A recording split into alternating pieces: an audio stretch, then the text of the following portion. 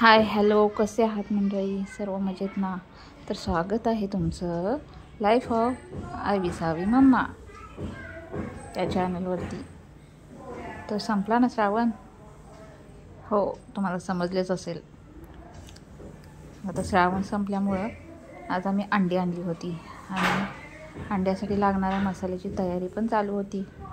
तर जो काही मसाला लागतो तो मी मिक्सरवरती बारीक करून घेतला आणि इथे आता फोडणीला टाकायला सुरुवात केली. तोपर्यंत मी इथे अंड्याचे टरकाले काढून अंडी ठेवून घेतली एका ताटात. आता इथे मी तेल ओतलं आणि अंड्याला फोडणी टाकावं म्हटलं. आता श्रावण संपल्यामुळं खरं तर आपल्याला मटण पाहिजे असतं, परंतु असं काय झालं त्याचं की आमच्या मिस्टरांना उशीर होत असल्या कारणाने आम्हाला मटणच भेटलं नाही. त्यामुळं अंड्यावरती भागावं लागलं. मटण म्हटलं की काय राव, पाणी सुटतंय तोंडाला. खरंच मटणाशिवाय कुठं चव नाही बघा. असो जाऊ द्या. आता आम्ही जेव्हा गावी जाऊ तेव्हाच आम्हाला मटण भेटणार. तर आम्ही आता इथं अंड्याचे फोडणीची तयारी करत आहोत. आणि आता या अंड्याला फोडणी टाकून घेऊन तरी पण मटणाची चव अंड्याला येतच नाही. तर इथं फोडणी टाकून घ्यायला चालू आहे, बघू शकता तुम्ही.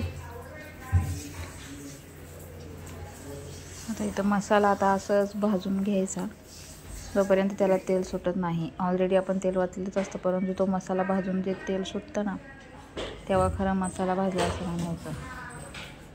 आता इथं मी गॅसची फ्लेम जरा फास्ट करून इथे मसाला भाजून घेतला आणि त्याच्यात मटण मसाला टाकून घेतला. ते हलवला. आता बघा, तुम्हाला इथं तेल सुटलेलं दिसत असेल. आणि मेन मुळात महत्त्वाचं, आमची कोथिंबीर संपली होती. आज अंड्याला आमच्याकडे कोथिंबीर पण नव्हती, तरी पण लय भारी झालं भाजी.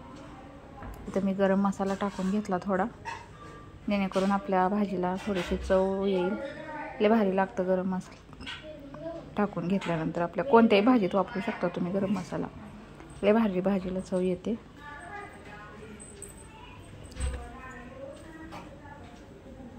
तर आता मी आपला घरचा मसाला इथे टाकून घेतला, लाल तिखट.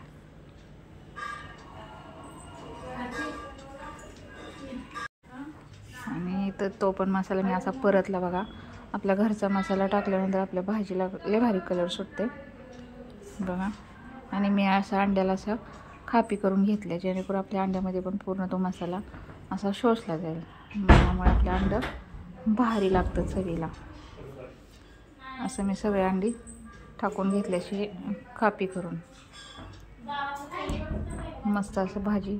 खूप दिवसातून आज अंड्याची भाजी खाणार होतो. जवळजवळ 1 महिना झालं खाल्ली नव्हती, त्यामुळे तोंडाची चव पण गेली होती.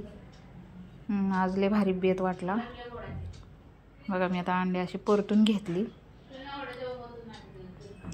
थोडी अशी 2 सेकंद असं थोडं अंड्याला आपण गॅसवरती परतायचं आणि गॅस फास्ट करून मग पाणी ओतायचं. लय भारी वास येते.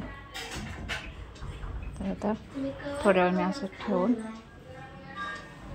पाणी ओतून घेतलं बघा. जास्त भारी असा तडका बसला. तेवढं पाणी ओतून घेतलं मी, काही जास्त ओतलं नाही, तांब्यावरच पाणी ओतलं. आणि आता याला शिजू द्यायचं मस्तपैकी. असं तर्री बिर्री लय भारी येते.